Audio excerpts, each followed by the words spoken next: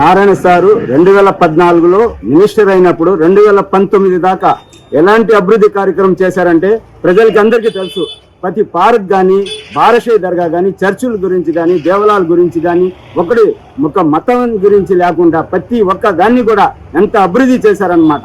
చేసిన తర్వాత ఈ రోజు ప్రతి ఒక్కరు ప్రశాంతంగా ఉన్నారంటే ప్రతి పార్క్ కూడా చూడండి, నెల్లూరు ఎన్టీఆర్ పార్క్ కానీ, అబ్దుల్ కలాం పార్క్ కానీ, మావుగా పార్క్ కానీ, ఇంకెన్నో ఒకటి కాదు.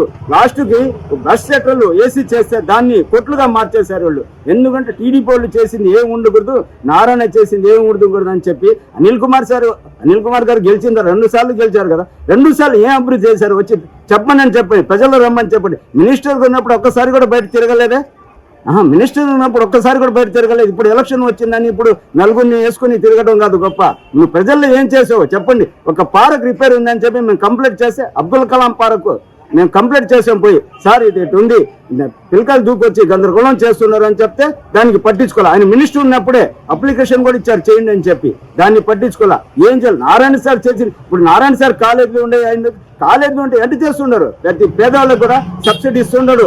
నారాయణ సార్ గారు పోయి అడిగితే పిల్లలకి సార్ ఇట్లా ఇబ్బంది ఉందంటే 25%, 50%, 40% లెస్ కూడా ఇస్తున్నారు.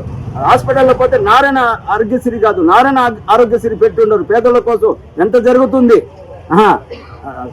పిల్లలు గర్భిణీ అయిన డెలివరీ అయిన తర్వాత పిల్లలకి అంత సహకారాలు కల్పించి మళ్ళీ డబ్బులు ఇచ్చి బయటికి పంపిస్తున్నారు. నారాయణ సార్ అంత డెవలప్ చేశారు నారాయణ సార్. లేదంటే రోడ్లు ఈ రోజు ప్రతి వార్డులో 43 కానీ 40 ఇప్పుడు ఉన్న ప్యాచలు వేసారు 43లో అసలు దిక్కు లేపన్న దాకా అది రోడ్లు వేస్తే కూడా ఇప్పుడు 42లో రోడ్ వేస్తున్నారు చూడండి.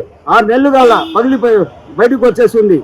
అంతా ఇది చేసి నారాయణ సార్ చేస్తే ఈ రోజు 43లో పాండుచేరిలో ఉన్నట్టు ఉండే రోడ్లు 42లో వచ్చి చూడండి. 42 కానీ 48 చూస్తే నేరుగా పెద్ద రోడ్లు 39 అడుగుల రోడ్లు వేశారు.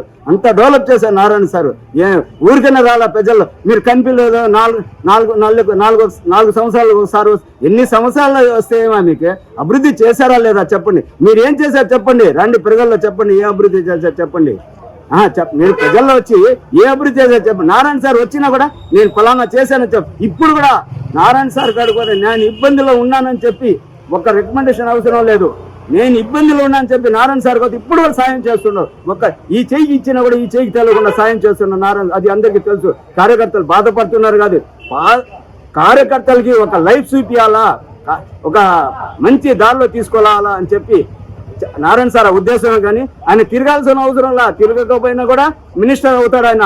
గవర్నమెంట్ వస్తుంది ఇంచుమించు 130 నుంచి 140 స్థానాల దాకా టీడీపీ జనసేన కలిసి గెలుస్తున్నాము. కంపల్సరీ దానికి వెనకాడే సమస్య లేదు.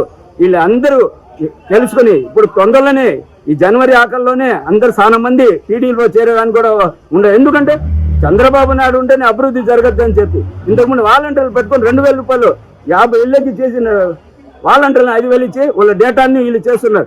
ఎప్పుడు కాదే చంద్రబాబు నాయుడు ఉన్నప్పుడు 2000 రూపాయలు డిగ్రీ చదువుకుని ఇళ్లలో ఉంటే ప్రతి నెల 2000 ఇస్తున్నాం టీడీపీ హయాంలో. తర్వాత వచ్చి భీమా చనిపోయిన వెంటనే 5000 రూపాయలు ఎత్తుబడికి ఇస్తున్నాం. 1,95,000 అకౌంట్లు వేస్తున్నాం. ఛాలెంజ్ చెప్తా మేము ఇచ్చిన వాళ్ళకి కూడా. తర్వాత దుల్హన్ పథకం 50,000 రూపాయలు చంద్రబాబు నాయుడు ఇస్తున్నాడు. 50,000 పెళ్ళైన వెంటనే పెళ్లి కొడుకు కూడా తెలియకుండా అమ్మాయికి ఖాతాలో వేసిన అది కూడా మేము ప్రూఫ్లో కూడా చూపిస్తాం. నెక్స్ట్ పండుగ ఇప్పుడు సంక్రాంతి చూసా ఎంత పేదవాళ్ళు తోఫా తీసుకుంటున్నారు. సంక్రాంతి తోఫా, క్రిస్మస్ తోఫా, రంజాన్ తోఫా అది తీసేశారు సార్. అవసరమా? అస్సలాము అలైకుం.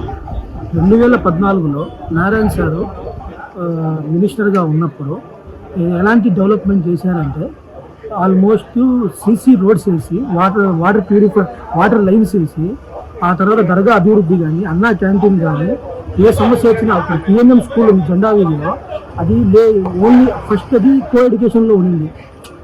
లేడీస్ జెంట్స్ మొత్తం కలిసి చేస్తున్నారు. ఇప్పుడు అలా కాకుండా దాన్ని ఓన్లీ ఫర్ లేడీస్కి చేసి దాంట్లో మళ్ళీ junior college Narayana sir minister ఉన్నారు, అజీజ్ భాయ్ మేయర్గా ఉన్నారు.